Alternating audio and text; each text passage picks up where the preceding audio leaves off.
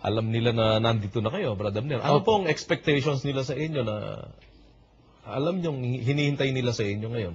Maring yung isang kapatid ko nagsabi, baka pagkainitan ka. Yun, kagad sabi ng masasabi nating isang kapatid ko, pero sabi ko, handa naman ako dyan. Opo. Pero sabi ko, dahil ako para magpaalam sa inyo na dito na ako. Ganun po. Yun lang. At saka, talagang in-expect kong darating talaga yun. Pero sinasabi ko sa inyo, dahil nakapangako na ako, at di prinsipyo ako, ano man ang masasabi nating sabihin ng iba, basta dito na ako. Opo. Ayan.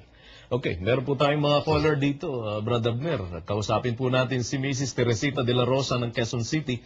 Isa po siya Katoliko sa Line 4. Magandang gabi po, Sister Teresita. Good evening po. Good evening po. Sige po, ano po ang gusto nyong pag-usapan namin? At nandito po si Kapatid na Abner. Nakikinig po ako sa inyo. Opo. Kagaya yung nangyayari sa bansa natin. Lagi na lang nagkakagulo, wala tayong kapayapaan. Sana maging magandang ehemplo ho tayo na bilang religious program. Opo. Siguro mas maganda ho na puro magaganda na lang sasabihin kaysa kung magbabalitaktakan ng bawat isa't isa. Halimbawa, kagaya na nangyayari sa inyo, napapansin ho namin yun eh. Holy Month of the Rosary po ngayon. Excuse me po, siyempre makaiba po tayo ng paniniwala. Opo. Lanaval po ngayon. Pagka-October po kasi, usually po, talaga pong everyday yung aming rosary. Sana po, yung pagkakaisa po natin ay maging totoo na. Hindi na po tayo magpaparinigan, magparanggitan. Mas maganda po siguro kung puro tayo sa salita ng Diyos na sinasabi nga ninyo palagi. Opo. Na lagi po niyong binabanggit na mas natutuwa ang Panginoon kung maganda ang mga sinasabi natin. So, siguro, parang bayan natin, magkasundo-sundo, wala na po sanang parunggitan o kung ano-ano man. Actually, kung masakit na salitaan, sana po maiwasan para po maging isa na po tayong ganap. Maging halimbawa po tayo para sa mga politiko nagkakagulo. Actually, ang atin naman po, ito, si Brad Abner, matagal din siya nagsuri dahil nag-umpisa po kayo makinig kay Brother Eli 2000 po. 2000 po. Kung sa parunggit at parunggit, di naman yun ang format ng programa natin ever since, alam niyo naman po siguro yan. At alayan niyo po, nakakarating yan dahil pati yung mga nandiyan sa sentral ay nakikinig ho dito sa ating programa. Salamat po sa tawag ninyo. Ayan. At kasi kung tayo po ay nasasabihin ho natin, Brad Abner, sa totoo lang tayo, talaga naman. Opo. At pag sinabi mong sa totoo lang tayo, we should make our stand. Opo. Hindi po pwede na sa totoo ka, kahit mali na yung kabila, hindi ka kumikibo. Mali na itinuturo ng iba, hindi mo naman sinasabi sa mga kinauukulan na mali yung ganon, magliligaw yung ganon. Kaya sinasabi natin, sa totoo lang tayo, titindig tayo sa totoo. Opo. Yun talagang May papanigan tayo. Opo. Hindi ubra sa atin yung, alam nyo na, ewan ko kung napakinggan niyo si Brother Eli the other night. Sinasabi nga niya, maraming magkakaibang tao, depende sa pananampalataya niya. Kasi may tao na lagi na lang makakanan. May tao naman lagi na lang makakaliwa kahit anong mangyari. Meron naman, ayaw kumuha ng stand niya. Di po ba? Opo. Neutral siya, kahit alam niya tama, alam niya ang mali. Basta siya, wala siyang papanigan. Ayaw niya nung meron siya pipirmihan na tindig. Meron naman lagi na lang, kahit sino pa kakalaban niya, basta siya sa kaliwa lang lagi. Nakaposisyon. Meron naman lagi nasa kanan. Ngayon, kung tayo, sinasabi nga po natin, sa totoo lang naman tayo. Di talagang may titindigan po tayo. Opo. Ganun talaga tayo. At salita ng Diyos, dito po, kita niyo naman ng programa na itinataguyod ni Brother Eli for the past 25 years na po. TV and radio. At ngayon via the webcast and satellite. Aral po Tanong, basa, tanong, basa. Wala namang ika nga po ay lumilihis sa sinasabi ng Biblia. Ngayon, kung meron tayong pinag-uusapan, personal na mga buhay, kagaya ni Brad Abner, wala tayong pinarurunggitan. Actually, personal nyo yan. At tinatanong nga natin, paano at anong naging epekto sa inyo nang naging pakikinig nyo kay Brother Eli? Ano mga naging changes sa buhay nyo? Hindi po ba? Yung totoo naman talaga. Kagaya ng nabanggit ko kanina, yun talaga yung walang halong anumang sabihin natin na pagdadagdag, Kundi yun ang totoo lang. Kaya nabanggit lang ko almost 3 talaga. Ganun nabago sa loob ng 2 linggo yan. Opo.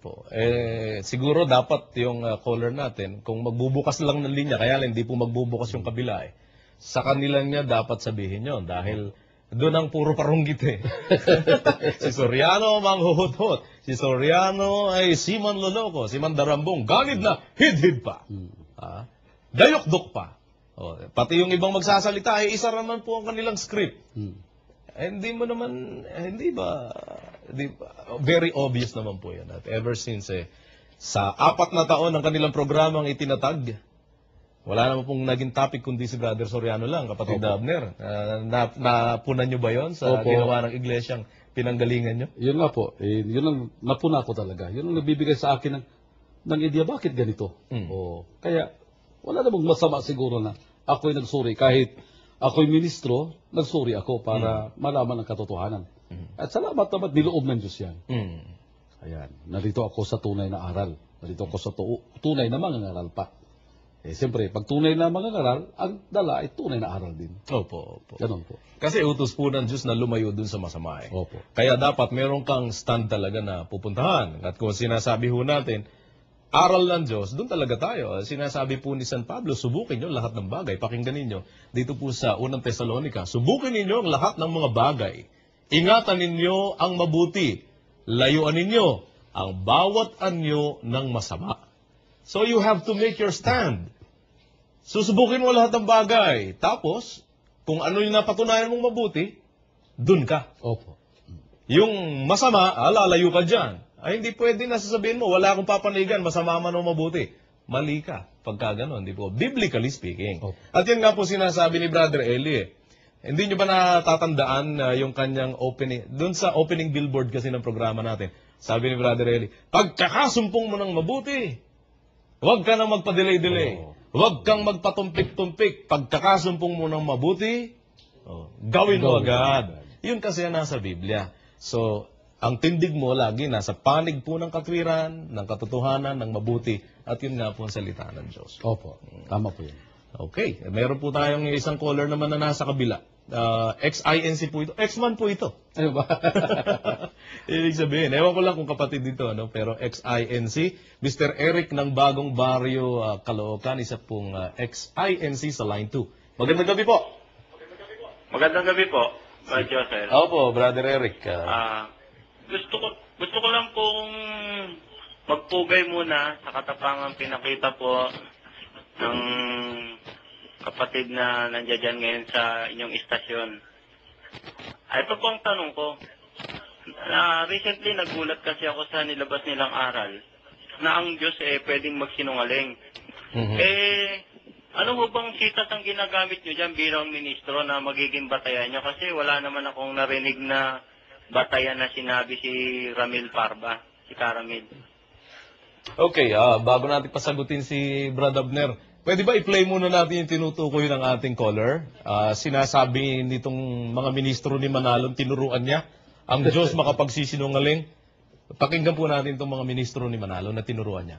Nangangatwiran kasi si Eliseo Soriano Imposible sa Diyos ang magsinungaling. Hindi ang ibig sabihin nun, hindi kayang gawin ng Diyos yun. Ang pinag-uusapan daw, katangian ng Diyos. Oo. Hindi siya sinungaling. Kung gusto niyang gawin yun, kaya niya. Ang lahat ng bagay kaya niyang gawin. Makapangyarihan po sa lahat ng Diyos. Ayan, yun po yung tinuro ni Manalo dito sa kanyang mga tagapagsalita sa telebisyon, Brad Abner. Opo. Tama ba yun na si Manalo talaga nagtuturo? Sa totoo, maaring sa paaralan, may iba't ibang mga tagapagturo. Opo. Pero sa sinasabi ko, lahat yan ay may aprobasyon. Okay. Aprobado yan mula sa tagapamahalang pagkalatan. Sa mga katwid, ang stand na sinasabi ni Manalo dyan is, ang Diyos makapagsisinungaling. O ganun nga. Ngayon, ang tinatanong po sa inyo ng caller natin, being a former minister of the Iglesia ni Kristong Tao, ano po ba talata ang batayan ninyo para ituro ang gano'n na ang Diyos makapagsisinungaling? Maring wala mang binabanggit, kapatid, magandang gabi pala, una sa lahat, wala mang binabanggit doon sa sinasabi ni Paul Guevara na talata. Pero maring doon sa binabanggit na ang Diyos ay makapangyarihan sa lahat, yung siguro sa Genesis 17:1.